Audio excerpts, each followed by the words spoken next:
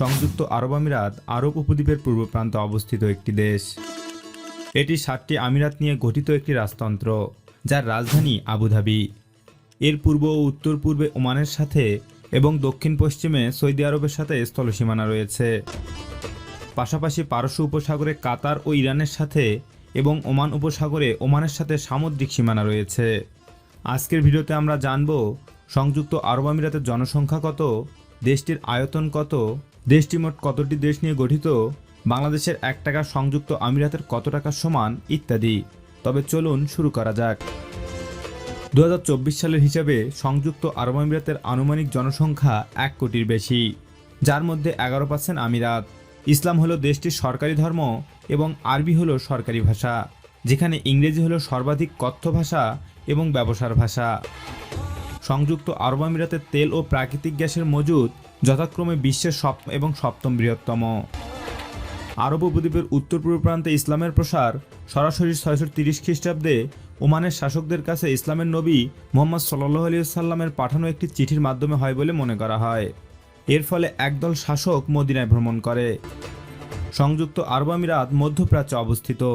Oman উপসাগর ও পারস্য উপসাগরের সীমান্তে ওমান এবং সৌদি আরবের মধ্যে এটি হরমুজ প্রণালীর সামান্য দক্ষিণে একটি কৌশলগত অবস্থানে অবস্থিত, যা বিশ্বে অপরিশোধিত তেলের জন্য একটি গুরুত্বপূর্ণ ট্রানজিট পয়েন্ট।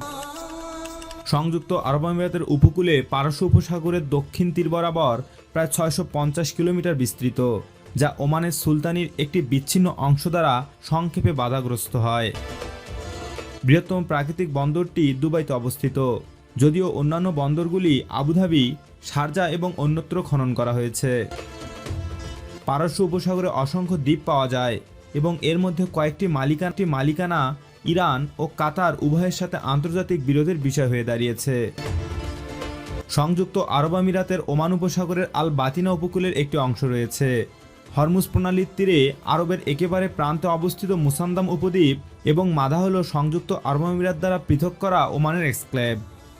সংযুক্ত আরব আমিরাতে আল হাজার পাহাড়ি বনভূমি এবং ঝোপঝাড়, ওমান উপসাগরের মরুভূমি এবং আধা মরুভূমি এবং আল হাজার পাহাড়ের পাদদেশে জেরিক বনভূমি ও ঝোপঝাড় রয়েছে। এই মরু উদ্যানগুলোতে খেজুর, বাবলা এবং ইউক্যালিপটাস গাছ জন্মায়। মরুভূমিতে উদ্ভিদকুল খুবই বিরল এবং ঘাস এবং কাটা ঝোপের সমন্বয়ে গঠিত। তীব্র শিকারের কারণে আদিবাসী প্রাণীকুল বিলুপ্তির কাছাকাছি পৌঁছে গিয়েছিল, যার ফলে 1970-এর দশকে শেখ জায়েদ বিন সুলতান আল নাহিয়ান সারবানিয়াস দ্বীপে একটি সংরক্ষণ কর্মসূচি শুরু করেন, যার ফলে আরবীয় অরিক্স, আরবীয় উট এবং তাবাক বেঁচে থাকে। উপকূলীয় মাছ এবং স্তন্যপায়ী প্রাণীদের মধ্যে প্রধানত ম্যাকেরেল, পার্স এবং টুনা, সেই সাথে হাঙ্গর এবং তিমিও অন্তর্ভুক্ত।